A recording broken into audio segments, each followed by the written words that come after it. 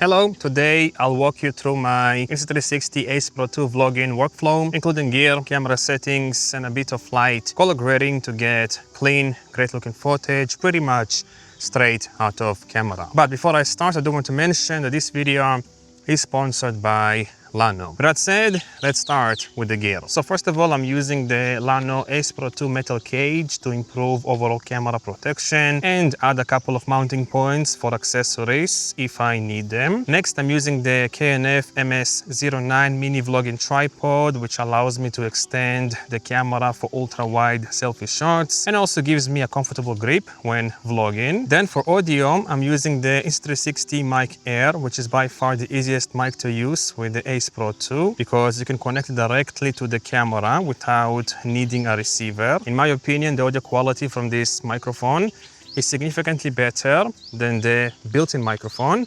especially if you're willing to do a bit of post-processing. And it comes with a wind muff to help reduce wind noise in windy conditions. But if you want a simpler workflow, you can try connecting a shotgun microphone to the Ace Pro 2 with a simple USB-C to 3.5mm adapter, but it will increase the overall footprint of the setup, and personally, I prefer to keep my vlogging setup as compact as possible. Next, when vlogging, I run out of power pretty quickly, which is where the sponsor of today's video comes in, Lano, with their AC3 3-in-1 fast charging case. This case is compact and lightweight and comes with three 1750 mAh batteries for the Ace Pro or Ace Pro 2, which is perfect for a full day of shooting. It supports up to 30-watt USB-C PD charging, and you can charge all three batteries at the same time in about 90 minutes, which is super quick. It also has two micro SD card slots inside the case for backup storage, along with an LED display on the front to check the remaining battery capacity and charging speeds with a simple press of a button. This is super useful when traveling and constantly swapping between batteries. And finally, there are also versions of this case available for DJI and GoPro batteries in case you're using multiple action cameras like myself. So if you're looking for a simple all-in-one power solution for your action camera, I would definitely recommend checking out the Lano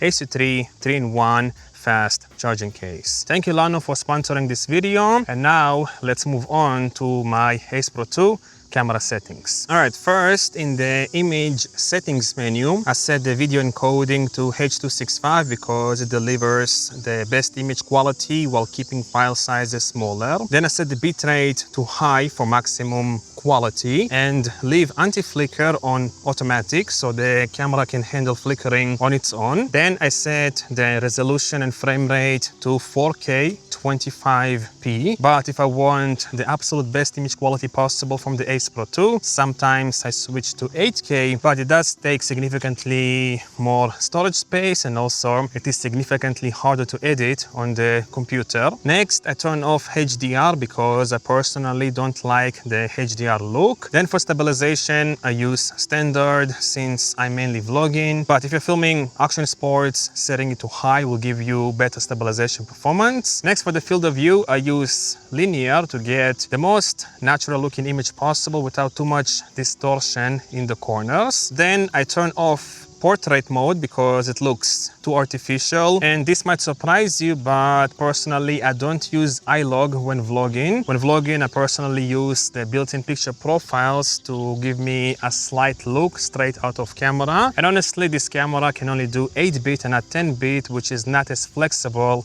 when color grading in post-production. Regardless, for exposure, I set the EV to -0.7 to protect the highlights as much as possible, but in slightly darker conditions, I might switch the EV to -0.3 EV. Then for white balance, I just use auto white balance to keep things simple when vlogging around, and this is a pretty important one. In metering mode, I use face priority, so the exposure is optimized for my my face. I tried using matrix metering, but it makes my face significantly darker than with face priority mode. Right, next for anti-flicker, I just leave it at the default setting. And for sharpness, I use low sharpness to reduce the digital look as much as possible. And finally, in terms of picture profiles, I've tried most of them, and my favorites are Leica Natural and Film. All right, so right now I'm using the Leica Natural picture profile, and I'm not going to change anything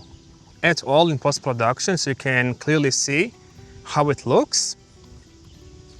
Let me just spin around so you can kind of see the different colors. And in my opinion, this picture profile is fairly neutral, but it provides a bit of contrast and also saturation at the same time. All right, and now I've switched to the film picture profile, and as you can see, this one looks a bit less contrasty, less saturated, and also more muted overall. And sometimes when I want this kind of a look, I would switch to this picture profile. Also, if you look at the sky, you will see how much less saturated the skies are compared to the Leica Natural picture profile. And again, this is without doing anything in post-production, nothing at all, straight out of camera. All right, now let's talk about color grading. Honestly, when using vlogging footage from this camera, I try to keep it as simple as possible. First, I adjust saturation and contrast if necessary. Usually when using the Leica Natural picture profile, I reduce the saturation a bit because it tends to look overly saturated. Then from my experience, the Ace Pro 2 has a slight magenta tint out of camera, which personally I don't really like. So to fix that, I add a node and slightly reduce the red and blue channels using the offset wheel in DaVinci Resolve. Then to keep my skin looking as natural as possible, I qualify it and reduce the mid-tone detail to around -20 to -25 to soften my skin a little bit. After that, I add a density node and use the color slice tool to make the colors feel a bit richer with the density slider. Next, I add a highlights node and use the highlights slider in Resolve to compress the highlights slightly, somewhere around -25 to -30 usually works best if you want a more filmic look. And then I add a power window node and create a subtle vignette around the center of the image to separate myself from the background a bit more. And finally, I add a sharpness node, and in the blur section, I set the radius to 0.45 and coarseness to 0.07 to make the image a bit sharper while still keeping it natural. And now here is a quick before and after to show you what all of these adjustments do together to the image.